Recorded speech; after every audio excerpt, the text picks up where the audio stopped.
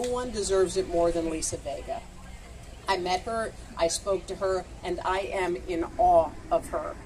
She moves to New York with her husband and child, and in short order, because a series of just some bad luck, winds up homeless, okay? Months later, her husband has a stroke, and he is paralyzed. Half of his body is paralyzed. A few months after that, her 1.5-year-old son is diagnosed with autism. Okay, it's like the perfect storm of bad. So she's trying so hard to keep her head above water, trying to make everything work. They finally get a place to live. She goes to the doctor and finds out that she has breast cancer. Okay, her son needs her husband needs her, and she needs to be there for everybody. And she doesn't know where to turn, because what do you do in a situation like that? Well, thankfully, someone named Amy walked into Lisa's life and changed her life and turned the beat around. And one thing about Lisa, I met her and I liked her so much, and then I thought to myself, this girl is so happy. She's like lit from inside. You know those people when you meet them, their eyes light up? So, not for nothing, but how about just a little?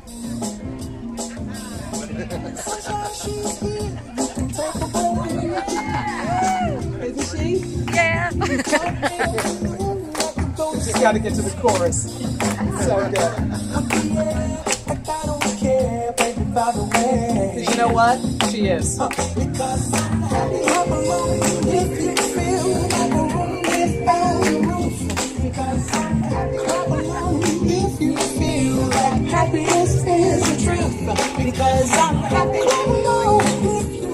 Ladies and gentlemen, our survivor of the year 2014, Miss Lisa Vega.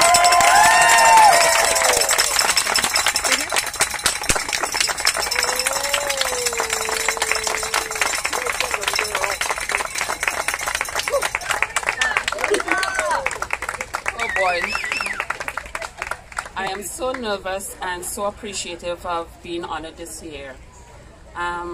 As Hoda stated, my journey began 5 years ago. But actually it began before that, when my son was diagnosed with autism and my husband suffered a stroke. And they're both here, somewhere there. My son is here. We moved here to New York, and 5 days after we got here, 5 days, my husband suffered a large stroke. The doctors told me either he'd be a vegetable or he would die. But I know my husband, he is stubborn. That wasn't going to happen. 6 months after that, our son got diagnosed with autism. I'm like, autism? What is that? So I'm walking around New York like a chicken without a head now, trying to find services for my husband, services for my son. Everything went fine.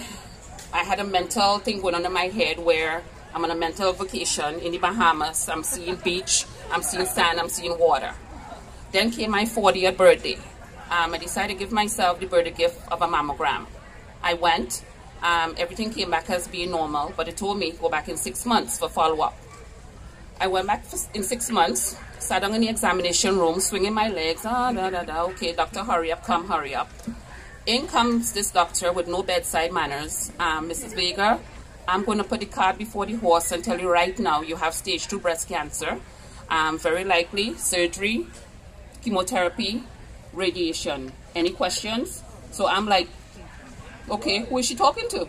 You know? And then with that she walk out. So I'm sitting down there with the robe on and I'm looking around. Okay, who's Lisa Vega? I mean, is there another one? Do I have a twin?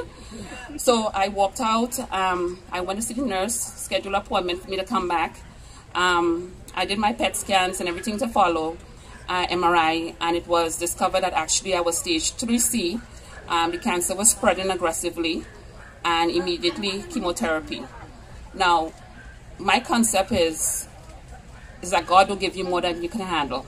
You know, He gave you what He know you could handle.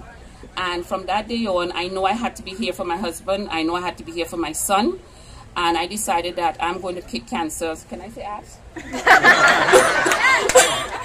I decided that I was going to kick cancer ass there and then. 2 strands of hair came out. I took my husband's buzzer. I shaved my head. I tried the wig thing. We live on Staten Island. So one day I was on the ferry going home. It was summer.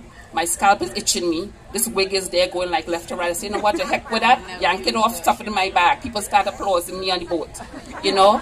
So what I'm trying to say basically is that 4 things that a survivor we need to remember. We need to know there is hope, there is courage, there is faith, and there is strength.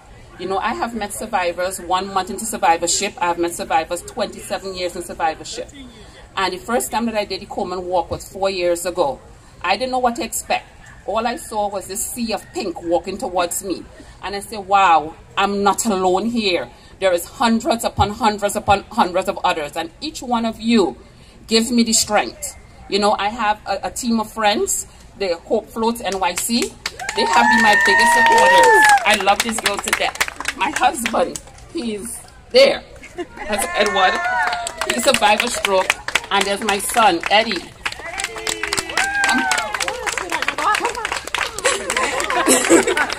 There's my son, Eddie. And I gain my strength from them every single day. Now, Amy is another story by herself. Amy was just stranger to me, as she said in her speech.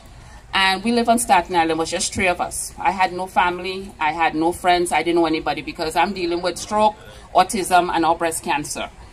Amy wrote me an email asking for help in the classroom. I said that I couldn't. She refused to take no for an answer. People start showing up at my door with food. And I'm saying, okay, you sure you have the right house? You're looking food for me? And ever since then, Amy has been a very important part of my life. Amy lost her mom 3 years ago. And I know Adele is smiling on you. She's looking at you, she's smiling at you, and you're making her very proud. You know, so I'm receiving the Survivor Year Award, me. But I am dedicating that award to each and every one of you, all the survivors, all the co-survivors.